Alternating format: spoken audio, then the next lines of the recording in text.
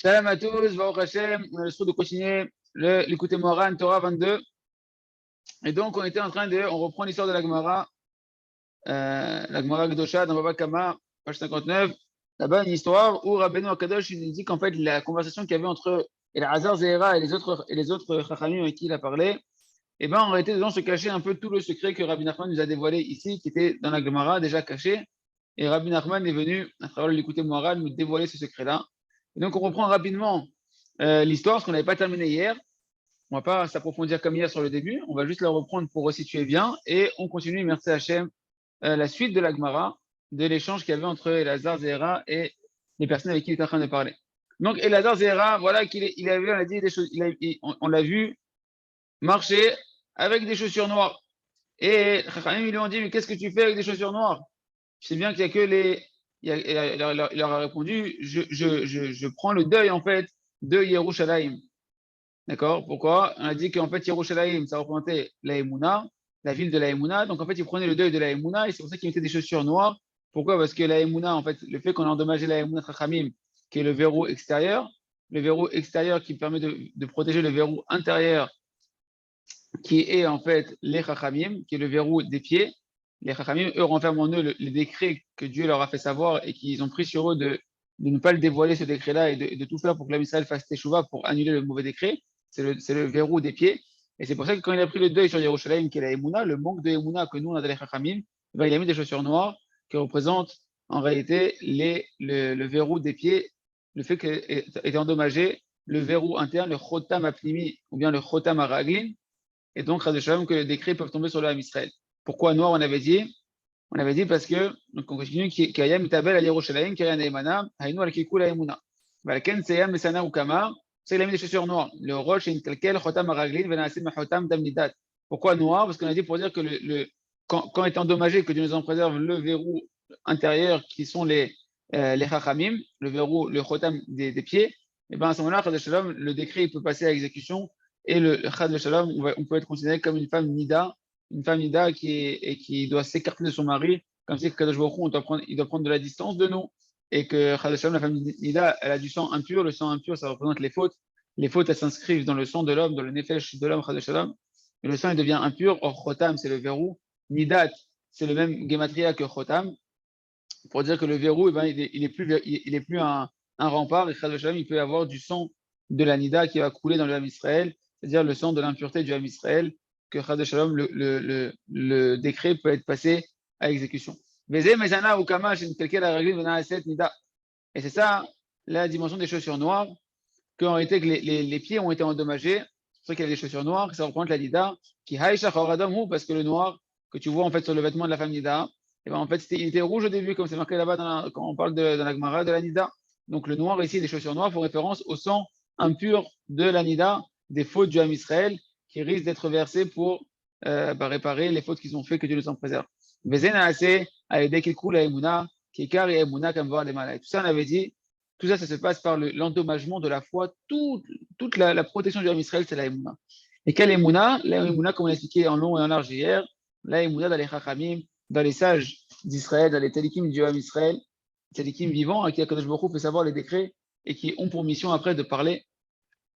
Si on ne parle pas de télékim vivants, de quoi on parle ici? On est obligé de dire qu'on parle de télékim vivants, parce qu'on parle de télékim qui vont après aller faire tchouva à Israël. Même si on veut dire que il y a des télékim qui sont niftarim, qui sont partis de ce monde-là, à qui Hachem ils savent les décrets qui sont décrétés, forcément qu'ils vont passer par leurs élèves, ils vont passer par d'autres télékim qui sont vivants ici, qui sont connectés à eux, qui eux on va avoir pour mission de pouvoir maintenant aller parler à Israël pour leur faire tchouva.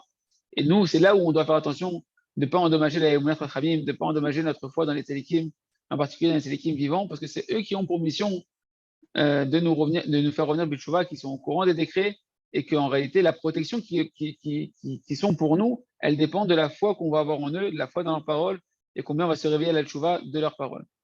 Okay. Amarou, ils l'ont dit, Mirachi va de la tabouler, est-ce que toi, tu es maintenant, ce qu'on a dit hier, est-ce que toi, maintenant, tu es quelqu'un d'important pour prendre le deuil de Yerushalayim? C'est-à-dire quoi? C'est-à-dire, ils l'ont suspecté d'avoir de l'orgueil, de vouloir se prendre pour un grand qui peut prendre le deuil de Yerushalayim. Et donc, ils ont voulu l'emprisonner en lui disant que c'est par ton orgueil, en réalité, que le verrou des pieds, il a été endommagé et que les Chachamim, ils n'arrivent pas à garder en eux le secret du décret. Et donc, du fait qu'ils l'ont suspecté d'orgueil, ils l'ont emprisonné. Pourquoi? Il nous dit Rabbeinu, ce qu'on avait vu hier, la punition de l'orgueil, c'est de tomber en prison. Donc, on avait vu que la prison, ça peut être toutes sortes de problèmes dans lesquels on est emprisonné, matériel ou spirituel, notamment même les traits de caractère et les mauvais désirs. Que si un homme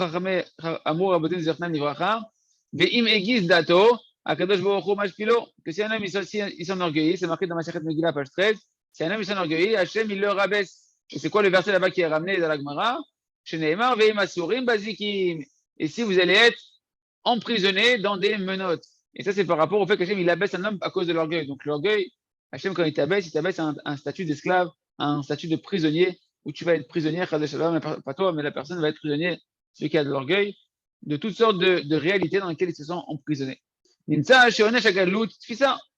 s'est arrêté à peu près. Non, on a continué encore un peu. Donc, on voit que la punition de l'orgueil, c'est l'emprisonnement. Et c'est pourquoi ils l'ont emprisonné. Amar Léou, il leur a dit, savez quoi, vous dites que je suis orgueilleux avant de m'emprisonner. Testez-moi si je suis vraiment orgueilleux. Posez-moi une question. Ou bien, si vous voulez, je vais vous poser une question. Et on verra comme ça si je suis orgueilleux. Pourquoi? Quel rapport avec l'orgueil, le fait qu'on va lui poser une question, etc. C'est ça l'épreuve si j'ai de l'orgueil ou pas. Masechet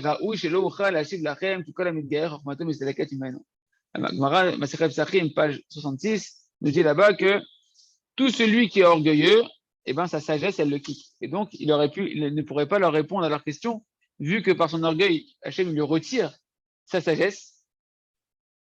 Et ça va complètement avec l'emprisonnement qu'on a dit tout à l'heure, parce que quand Hachem, on l'a dit hier, Hachem, il te retire ta sagesse par punition, entre guillemets, de ton orgueil, pour te rappeler que tout ce que tu penses que tu es quelqu'un, c'est parce que tu as de l'intelligence et que tu cogites, hein, le cogito de Descartes, là. Hein. Ils l'ont pris pour un. Parce que tu réfléchis, je vais te retirer ton intelligence. Et quand Hachem lui retire l'intelligence de la Torah, l'intelligence de la conscience d'Hachem, eh ben, on se retrouve emprisonné dans les instincts bestiaux du corps. C'est la fameuse combat entre la Neshama, le Sérel et la Bamiut, l'intellect, et le côté animal, bestial qui est dans le corps. Et ça, Rabotai, si on a de l'orgueil, Hachem il nous retire la sagesse. Quand il te retire la sagesse, non seulement tu ne sais plus répondre aux questions, c'est ça qu'il lui dit dans le sens est si simple, je ne vais plus pouvoir vous répondre aux questions si jamais j'ai de l'orgueil, parce que j'aurais perdu ma sagesse. Mais quand tu perds ta sagesse, eh ben, tu te retrouves emprisonné dans ton corps, emprisonné par les passions du corps. Chas de Shalom. Tout ça pour retrouver l'humilité, et de l'humilité de pouvoir qu'Hachem nous réélève à nouveau.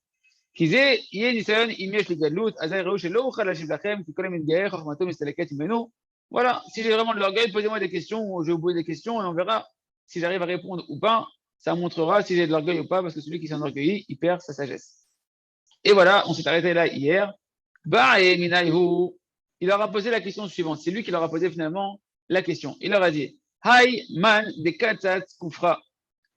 Maï Meshalem.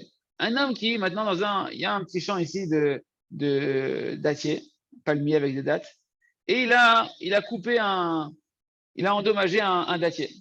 Il a endommagé un dattier. Et maintenant, dans ce dattier-là, c'est pas des dattes qui sont mûres, c'était des dattes qui sont, comment on appelle ça, des dattes qui sont pas encore mûres, mais qui sont des petites dattes qui sont pas encore aptes à être consommées. Et donc, il a endommagé un de ces dattiers-là avec ces dattes qui ne sont pas encore consommables, qui n'ont pas atteint encore leur maturité. Il a posé la question, Maïm Shalem, qu'est-ce que celui qui a endommagé, qui a fait un ézec ici, qui a fait un endommagement dans le champ de la personne, qu'est-ce qu'il doit payer? Combien il doit payer? Est-ce qu'il va payer que la valeur de l'arbre? Est-ce qu'il va payer aussi la valeur des petites dattes qui n'étaient pas encore aptes à être consommées? Et donc, Rabbeinu, déjà, sur cette question-là, il nous explique quel rapport la question qu'il leur a posée avec ce qu'on est en train de voir ici. Katz Koufra, c'est quoi qu'il a dit? Il a coupé, il a endommagé un palmier. Ou Prinal, c'est pas Gam Be'azout. En fait, Rabbeinu dit de quoi on parle? Il leur a parlé d'un cas de quelqu'un qui a endommagé l'effronterie. Rappelez-vous qu'on avait vu qu'il y a l'effronterie de la Gdusha, il y a l'effronterie de la Touma, du bien, l'effronterie du bien, l'effronterie du mal. Et donc, en réalité, la dimension qu'il leur a posé la question qu'il a endommagé un palmier, c'est la dimension qu'il a endommagé, la dimension de l'effronterie. D'où on voit ça? Quel rapport le fait de couper un palmier maintenant et de me parler de la qualité de l'effronterie, si elle est bien utilisée ou pas. Rabbeinu lui dit, Koufra, ou Bechinat Azout, Bechinat Kolot, כמו שכתוב, הכפירים שואגים לטרף. Koufra, les dates qui ne sont pas en réalité encore bien mûres, etc. Un palmier avec des dates pas mûres. Koufra, on voit dans le. Qu'est-ce qu'on voit comme apparaître dans le mot Koufra? On voit Kofer. On voit là, Kfira, l'hérésie, le manque de foi. D'accord? Un homme qui est effronté, c'est un homme qui ne vit pas la foi, que tout vient d'Akadosh Baruch Hu, et donc il va agir avec l'effronterie comme si qu'il est une réalité, qui fait ce qu'il veut, sans faire cas de la volonté d'Akadosh Baruch Hu, Kaviachol. Shalom. D'accord? Donc, Koufra, il leur a dit, il a endommagé Koufra. C'est quoi qu'il a endommagé Koufra? Il a endommagé en réalité la Emouna, il est tombé dans une forme d'hérésie, et donc c'est la dimension de l'effronterie de la Toum'a. Behinat Kolot, c'est la dimension, on sait que l'effronterie, on a vu que l'effronterie, c'est les voix, on avait vu les voix dans la Torah, les voix dans la Tfila, les voix dans les soupirs, les voix même des bruits de la Tzedaka, des pièces de la Tzedaka qui font du bruit, toutes sortes de voix qui vont donner de l'effronterie à un homme de pouvoir aller dans la Kedusha. Donc on avait vu que la dimension de la voix était liée à la dimension de l'effronterie. Or, que c'est marqué, comment chez Katou, Rabbeinu, il va nous ramener un verset clair où là-bas tu vois que le mot koufra, ici qui est le palmier avec les dates qui ne sont pas mûres, eh ben, que c'est lié directement à l'effronterie. D'où on voit ça? Dans Tehilim 104, qu'est-ce que c'est marqué?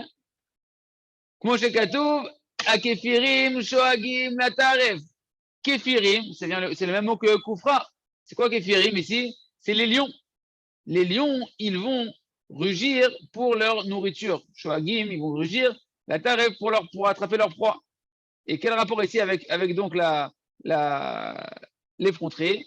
Parce qu'en fait, ici, la dimension de, quand on parle des lions ici, Kefirim, cette appellation de Kefirim ici, c'est un langage qui est lié au lion. Et le lion, on sait qu'il a une effronterie. Le lion, c'est marqué, il ne le ramène pas ici le rave, mais j'avais lu ailleurs que le lion, il y a des chazal qui ramènent qu'il est effronté, c'est pour ça qu'on l'appelle ici Kefirim. Kefirim, c'est un lachon d'effronterie.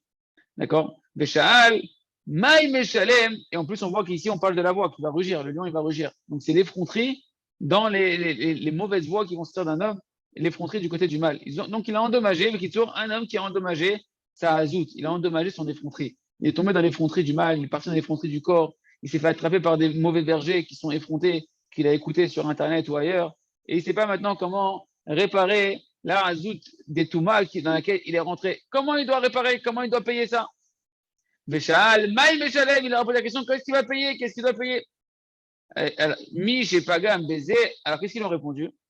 Donc, lui, il leur a dit, qu'est-ce qu'il doit payer? Mi, j'ai pagam, baiser à celui qui a endommagé la qualité de l'effronterie.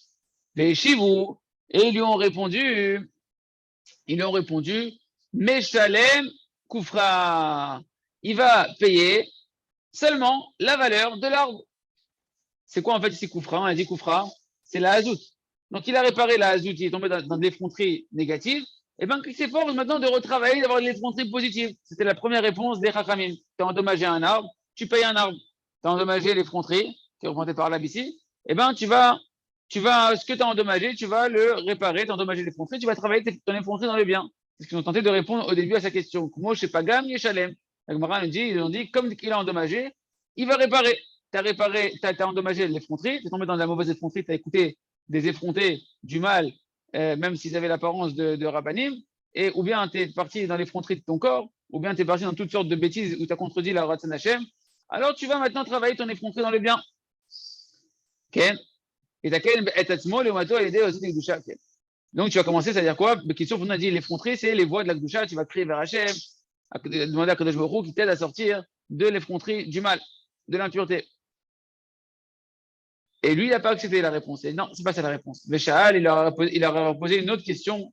Il dit pourquoi il va payer maintenant que en réalité? Pourquoi vous voulez qu'il paye que la valeur de l'arbre, de cet arbre-là, simplement? Veaka havetamre. Il leur a dit, mais pourtant, il y avait sur cette table-là pas qu'un arbre, il y avait aussi des dates. Ken, il y avait des dates sur l'arbre, donc il doit payer aussi. Il doit réparer la valeur aussi des dates.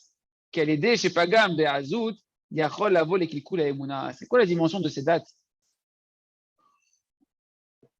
Ces dates qui n'étaient pas mûres sur le datier. En réalité, les dates ici, Tamré, eh ben, ça fait référence au fait que du fait que tu as endommagé l'effronterie de la Gdusha, eh ben, tu peux en arriver à détériorer ta foi.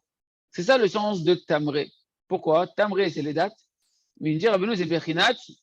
En fait, c'est un langage d'échange. Les Hamir Dato en hébreu, les Hamir Dato, c'est changer sa religion. Quelqu'un qui va être Emir Dato, il va changer sa religion. Et c'est le même mot tamré. Tamré, ça vient du mot Emir. Donc les dates qui veulent dire des dates, bah, ça veut dire aussi le fait de changer. Mais cette notion-là, on la voit au niveau d'Afka, au niveau de la religion, donc de la Emouna et de la croyance. Donc ici, en fait, il te dit, le fait que tu as endommagé l'arbre, que cet arbre-là, il représentait en fait l'effronterie, tu peux en arriver, Chad Shalom, à ce que même les dates qui étaient dessus vont être endommagées, c'est-à-dire quoi? Que la Emouna qui est représentée par les dates ici, elle va être endommagée. Behinat, d'où on voit que le mot tamar, ici, les dates, c'est lié au fait de la croyance. Behinat, et Hemir, Goy Elohim, Ve'ami, et Emir Kevodi.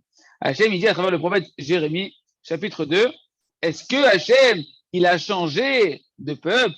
Est-ce que Hachem, lui, il a changé de peuple pour que mon peuple, lui, il a changé mon kavod, mon honneur pour d'autres honneurs?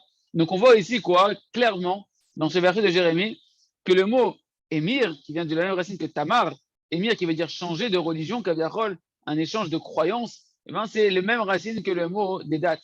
Et donc c'est ça la question qu'il leur a posée après vous. Vous dites que maintenant il a endommagé un arbre, il doit payer un arbre, il a endommagé l'effronterie de l'Akdoucha, alors il suffit juste de pour réparer, d'aller dans l'effronterie de l'Akdoucha et de sortir de l'effronterie du mal. Et pourtant, il y avait des dates aussi sur cet arbre-là, donc il doit payer aussi la valeur des dates. C'est quoi la valeur des dates ici? C'est la dimension que par le fait que tu as endommagé l'effronterie et que tu es parti dans l'effronterie du mal, sache que tu n'as pas endommagé que ça. Tu ne dois pas réparer que ça. Tu as certainement aussi endommagé ta émouna, ta foi, en particulier ta foi dans les sages d'Israël, ta foi dans Akadosh Baruch Hu. Et donc, dans ta réparation, tu dois payer aussi quelque chose qui permet de réparer, trouver une réparation à cette émouna. Okay. Ok, ça c'est ce qu'on a dit pour Hachem. Donc, qu'est-ce qu'il doit faire? Et qu'est-ce qu'ils lui ont répondu cette fois-ci? Cette fois-ci, les Chachamim lui ont répondu, mais chez vous, Yeshalem Tamre, Kmo Shemagia, El Gikula Emuna.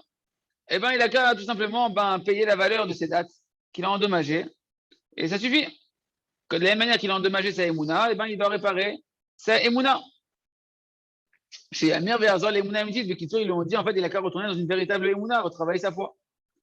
Et là, il a continué à leur poser la question, et Hazar Zehra, il a continué à poser la question, et il leur a dit, Vemshir. Veha la Havre Tamre.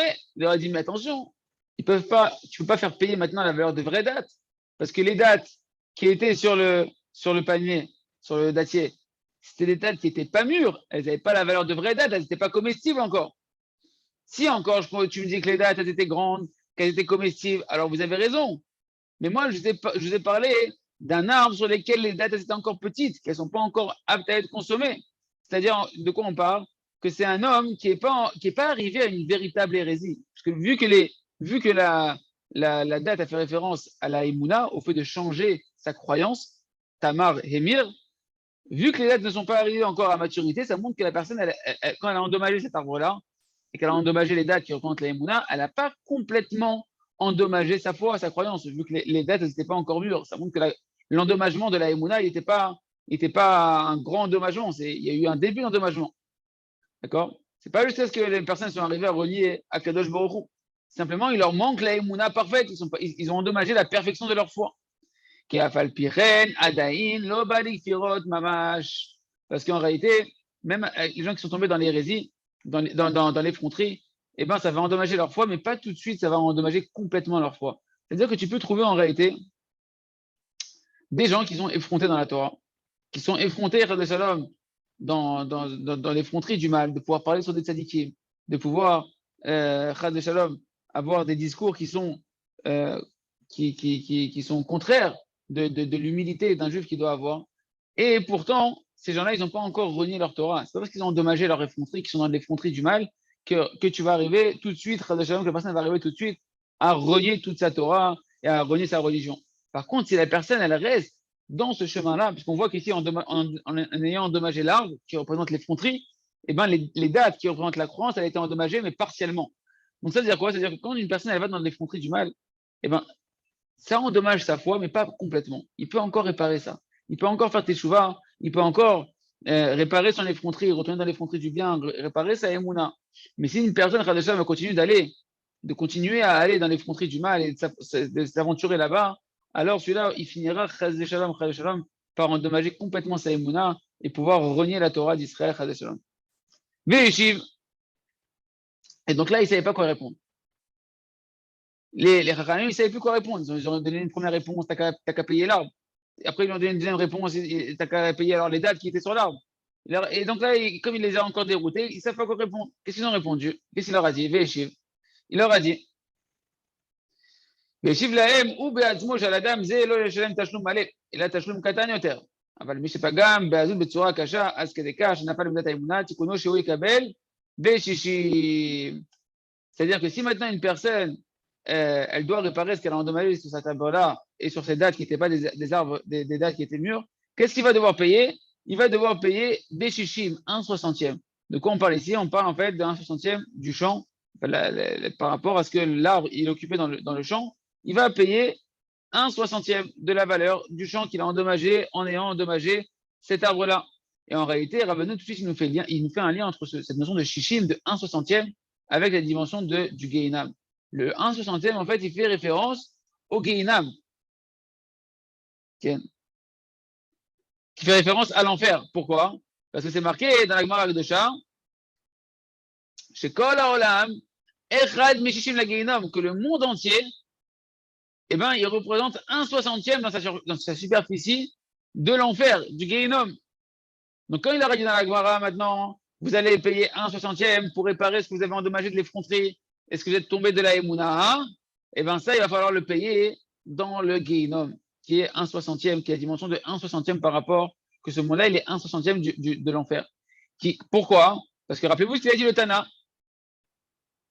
Le Tana de la Mishnah, il avait dit dans Pirkei Avot, qui Aspanim, la Gehinnom. Celui qui est effronté, eh ben, sa réparation, elle est dans l'enfer. Donc, comme tu es tombé dans l'effronterie, tu as endommagé l'effronterie, cet arbre-là qui représentait l'effronterie, tu as endommagé l'effronterie, alors, il faut passer par le Gehinnom pour nettoyer cette effronterie qui a endommagé la foi.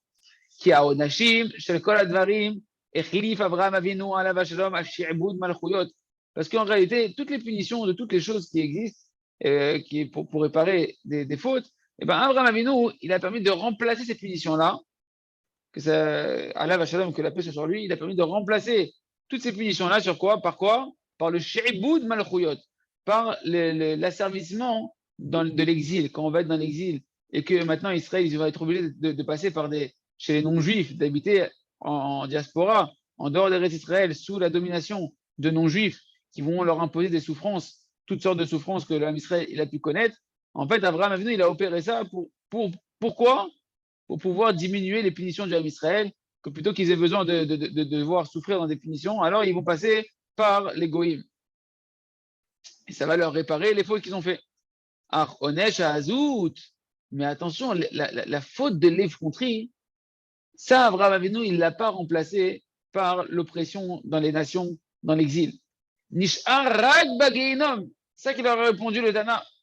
Et la Zéhéra, c'est que cette mission-là, elle a été réservée, elle ne peut être réparée que dans le Gehinnom.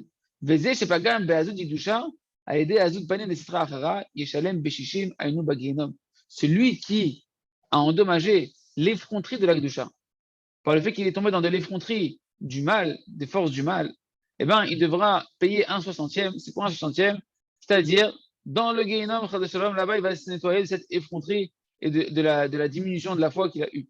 כי מלכות הגויים היא בעצמה עזות כמבואה למעלה, ולכן לא ניתן להעניש את האספנים ועונש את זה רק על ידי גיהינום. Il dit pourquoi le Rav il a, au nom du Parperot, la Chorma, il dit pourquoi ça ne marche pas, comme toutes les autres punitions des Averot, qui sont remplacées par le fait que tu vas passer chez les Goïm, dans l'exil, et que cette souffrance, rien que d'être en dehors d'Israël, c'est la domination de non-juifs, ça peut réparer les fautes. Pourquoi pour l'effronterie ça ne marche pas? Parce que, comme on a expliqué au-dessus dans la Torah, les Goïm, les nations elles-mêmes, elles représentent l'effronterie du mal. Elles sont le symbole de l'effronterie du mal par leur mauvais trait de caractère, leur mauvais désir, leur hérésie, leur incroyance dans la Torah d'Israël, dans Kadosh Baruch Hu. Eux-mêmes, ils représentent l'effronterie du mal. Donc, comment tu vas aller réparer l'effronterie du mal en étant sous la domination d'effrontés qui sont eux-mêmes dans l'effronterie du mal? C'est pour ça, il dit le Parperot la Chorma, un grand commentateur du côté Moharan, il dit que, en réalité, C'est pour ça qu'ils sont obligés d'aller au Gehinnom, parce que sinon, ils ne pourront pas réparer cette effronterie-là. Et comme c'est marqué dans la Mishnah, Aspanim, la Gehinnom, celui qui est effronté, eh ben, il se lie Chadasham par sa mauvaise effronterie au Gehinnom.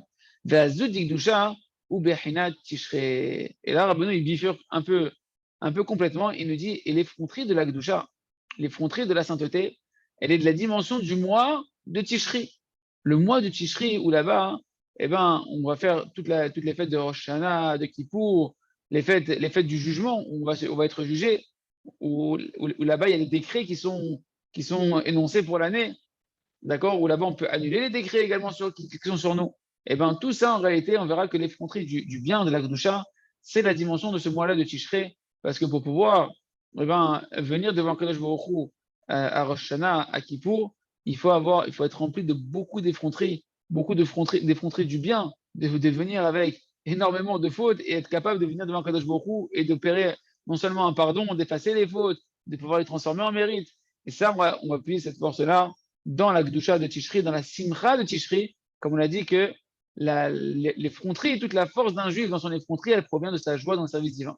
Donc on va voir comment il nous dit ça, Rabbeinu dans les mots, que tout ce mois-là de Tishri, en fait, il a une capacité de réparer l'effronterie du mal, et donc de nous empêcher d'aller dans le Gehinnom, parce que ce mois-là de Tishri, eh ben, il a en lui-même, ce mois de Tishri, toute une capacité de réparer cette effronterie du mal et de rentrer dans l'effronterie du bien. C'est pourquoi on appelle ce mois-là, hein, on voit dans Melachim, et même la Gemara dans Masechet Rosh Hashanah, elle ramène ça, que ce mois-là, il est appelé, en fonction du verset qui est marqué dans Melachim Alev, chapitre 8, c'est marqué Nikra Yerach à Etanim. Il a appelé le mois de Tishri, le mois des puissants. Pourquoi des puissants? La Gemara de Rosh Hashanah, elle dit, parce que ce mois-là, il y a les puissants qui sont nés, c'est qui? C'est Abraham et Yaakov. Que Yaakov, il serait né à Rosh Hashanah. C'est une des choses que dit la Gemara là-bas, un des avis de la Gemara de Rosh Hashanah. Et également parce que voilà, Etanim, c'est les puissants. Les puissants, c'est le mois des puissants. C'est qui les puissants ici? Ça fait référence à l'effronterie puissante de la Gdusha qu'un juif il doit avoir s'il veut réparer ses fautes et réparer son effronterie du mal, l'effronterie du corps, l'effronterie des mauvais bergers chez qui il a pu aller paître à un moment donné. Eh ben, il y a une puissance très forte dans le mois de Tishri de pouvoir réveiller la puissance essentielle pour sortir du mal et aller dans le bien, qui est l'effronterie de la Gdusha. Et c'est ça le mot Etanim. Etanim, le mois des puissants, ça fait référence en fait à la Takifut de la Hazout d'Ikdusha, à la puissance de l'effronterie du bien que l'on va pouvoir gagner dans le mois de Tishri. Mishon Takifut vers Hazout, qui ad Tzoakin Israël Kolot. Parce que qu'est-ce qui se passe à Tishri? Dans toutes les prières, quand on a fait les Slichot, la Tseret et Yimei Tshuva, dans Rosh Hashanah, dans Kippour, quand on fait le Shofar Rosh Hashanah, on élève des voix. On a dit que l'effronterie, elle s'obtient par les voix de la Gdusha. Quand la personne va crier dans la Tfila, elle va faire le son du Shofar, elle va soupirer vers Hachem, d'accord? Et tout ça, toutes ces voix-là qu'on va créer vers Hachem, elles nous donnent de l'effronterie, elles nous donnent de la simcha et de l'effronterie de pouvoir aller dans le bien. Et c'est ça ce qui se passe à Tishri. À Tishri, on fait énormément de tfilot, les tfilot les plus longues de l'année. Vekol Shofar, on élève aussi la voix du Shofar à Tishri. Shakolot Kulam Hen Behinat Azout, que toutes les voix, en fait, elles sont de la dimension de l'effronterie. Kenskar et elle, comme c'est marqué au-dessus qu'on a vu au début de la Torah. Valken, Az Nertemu, Venitaknu, Shnea Chotamot. C'est pourquoi on dit Rabbeinu, sache qu'à Rosh Hashanah et à Kippour, les deux verrous dont on a parlé, qui permettent de protéger des mauvais décrets le Ham Israël, le verrou intérieur, qui est représenté par le verrou des pieds, qui sont les Chachamim, qui vont savoir les mauvais décrets, les renfermer en eux pour faire teshuva au Ham Israël, et le verrou des mains, qui est la Emunat Chachamim, la faute dans les sages que nous, on doit avoir faute dans les sages, le verrou extérieur, eh ben, ils vont être scellés et verrouillés, ces deux verrous-là, et réparés dans le mois de Tishri. Parce que on a dit que toute la protection, en fait, du Ham Israël, que les Chachamim peuvent nous protéger, que les Tzadikim peuvent nous protéger des mauvais décrets, ça provient du fait qu'on est dans la Hazout d'Ikdusha, dans l'effronterie du bien, dans la émoun, qui va nous amener à la foi véritable de pouvoir être proche des Chachamim. Tant que tu es proche des Chachamim, et on a dit que pour rentrer chez les Tzadikim Amitim, chez les Tzadikim authentiques, il faut de l'effronterie du bien. Il faut beaucoup de foi en eux et beaucoup d'effronterie du bien. Quand tu as cette effronterie du bien et cette foi dans les Tzadikim qui te permet de pouvoir être proche des Tzadikim, de croire en eux, alors les Tzadikim peuvent te ramener du tchouva et donc ils peuvent annuler les mauvais décrets. C'est ça les deux verrous. Et comme cette effronterie, elle prend sa force à Rosh Hashanah et à Kippour, dans les fêtes de Tishri. C'est pour ça que c'est à ce moment-là, jusqu'à Oshana Rabbah, on verra, jusqu'à Oshana Rabbah, il y a le premier scellement qui se passe en réalité à Rosh Hashanah, où là-bas, c'est les tzadikim qui vont être scellés. Donc, ça va être le verrou. Le premier scellement de tzadikim, c'est le verrou des pieds, le verrou interne qui va protéger les mauvais décrets. Et à Yom Kippour et à Oshana Rabbah, il y aura le deuxième verrou, le deuxième scellement du jugement qui va être fait. C'est le Chotam Betor Chotam, c'est le scellement du Ham Israël, en fonction de combien on aura réparé notre émouna, notre effronterie dans l'Akdoucha pour pouvoir avoir foi dans les tzadikim. C'est le verrou qui viendra sur l'autre verrou pour protéger le Ham Israël des mauvais décrets. Comment on comprend ça? Rabbeinu il explique. Parce que par l'effronterie de l'Akdoucha, on mérite la foi. Que la foi, donc ça c'est à Tishri qu'on répare la Azut Ikdusha. En réparant ta Azut Ikdusha, ton effronterie du bien à Tishri, eh ben, tu répares ta Emouna. Quand tu répares ta Emouna, eh ben, donc tu as donné la capacité de mettre le verrou extérieur, le verrou des mains, le Chotam Ayadain, le sceau des mains, qui est les mains, c'est la Emouna Trachamim. Donc par l'effronterie de la Kdusha, tu répares ta Emouna et donc tu vas créer, tu vas réparer ce verrou extérieur qui est le verrou des mains. Et maintenant que tu as la foi dans les Chachamim, maintenant que tes mains sont réparées, que ta Emouna dans les Chachamim elle est réparée, tu peux recevoir les discours de Teshuvah qui vont te dire les tzadikim qui sont là pour réprimander la génération. Eux qui savent, ils sont au courant d'un tzadikim qui a des décrets. Ils viennent, ils te font des discours de Teshuvah. Maintenant que tu as réparé ta foi dans les Chachamim, eh ben, tu peux recevoir d'eux leurs discours et faire Teshuvah. Chez Zebechinat Chotan Raglin, que les paroles de Teshuvah que les Chachamim vont dire, ça c'est le verrou, c'est la sécurité du verrou des pieds, du verrou intérieur qui protège le mauvais décret, que Dieu nous en préserve. Que ces deux dimensions-là, c'est les deux verrous, c'est les deux sceaux ou les deux verrous. Chotam betor chotam, un verrou dans un verrou, et à l'intérieur des deux verrous, il y a quoi? Il y a le mauvais décret qui est sur le Ham Israël. Et le fait maintenant que nous, on a réparé notre Emouna, notre Azut Ikdusha, notre Emouna à Tishrei, et bien grâce à ça, on a réparé notre foi qu'on a des sages. Grâce à ça, le verrou extérieur de la Emouna, il est en place. Grâce à ça, le verrou intérieur qui sont les Chachamim, qui renferment en eux le mauvais décret, ils peuvent nous faire Teshuvah parce qu'on croit en eux, donc on va croire dans leurs paroles et on va pouvoir faire Teshuvah. Et grâce à ça, sont annulés et sont retenus les mauvais décrets et ne peuvent pas passer à exécution. Parce que les anges accusateurs n'ont pas accès à ce mauvais décret vu qu'il est verrouillé dans deux verrous qui leur empêchent de pouvoir prendre connaissance de ce mauvais décret et de le mettre à exécution, que Dieu nous en préserve. Mais Zé Tishrei, il nous dira, ben nous, c'est ça, le mois de Tishrei. Gematria, Begematria, Tepe Amim, Chotam, Imashtetevot. Quand tu prends les deux mots Chotam, qui sont les deux verrous, le verrou intérieur et le verrou extérieur, la Gematria de ces deux mots-là, ça va faire en fait 908 plus 2, tu rajoutes un collèle pour chaque mot. Chotam, un Chotam c'est 454, deuxième Chotam 454, donc les deux verrous ensemble, ça fait 908, plus 2, c'est le collèle de chaque mot, tu rajoutes une valeur au mot en soi, ça fait 910, c'est exactement la Gematria du Chodesh Tishri, du mois de Tishri, pour dire que le mois de Tishri, comme c'est marqué dans le Kitvei Arizal, dans l'équivalent de la Neila et de Hoshana Rabbah, c'est quoi la Neila? On ferme les portes. Hoshana Rabbah, pour obtenir la grande délivrance, c'est qu'on va fermer les portes des verrous, les verrous pour enfermer les mauvais décrets, pour que les accusateurs n'aient pas accès à ces mauvais décrets-là, que ce soit une grande délivrance pour le Ham Israël. Ça, tout ça, c'est marqué dans le mot Tishrei. Dans le mot Tishrei, il y a ces deux verrous qui apparaissent en Gematria, en valeur numérique, pour te dire que le travail du mois de Tishrei, c'est de réparer ton effronterie du bien, sortir de l'effronterie du mal, à travers toutes les voies de la tfila, des tzeakot, du shofar qu'on va faire à Tishrei, pour gagner en émouna, en foi, et notamment dans la foi dans les sages.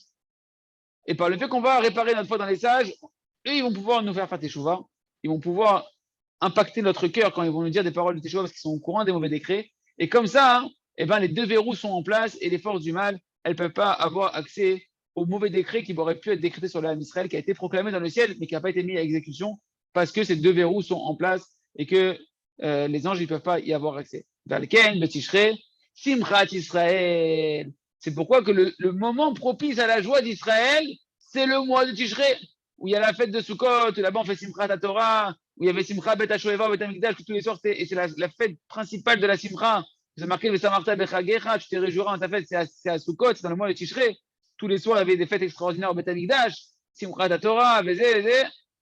Pourquoi? Qui a Zout ou à l'aider à Simcha. Parce que pour avoir de l'effronterie, de la Gdusha, il faut de la joie. Il faut de la joie. Et c'est pour ça que ce mois de Tishri, c'est un mois de joie. C'est un mois où on multiplie les smachot, parce que c'est un mois où on doit gagner en effronterie du bien. Et grâce à ça, gagner en Emouna. Et grâce à ça, avoir foi dans les paroles des tzadikim authentiques. Et grâce à ça, pouvoir faire teshuva. Et grâce à ça, pouvoir annuler les mauvais décrets et enfermer dans les deux verrous qui seront plantés par le mois de Tishrei tous les mauvais décrets.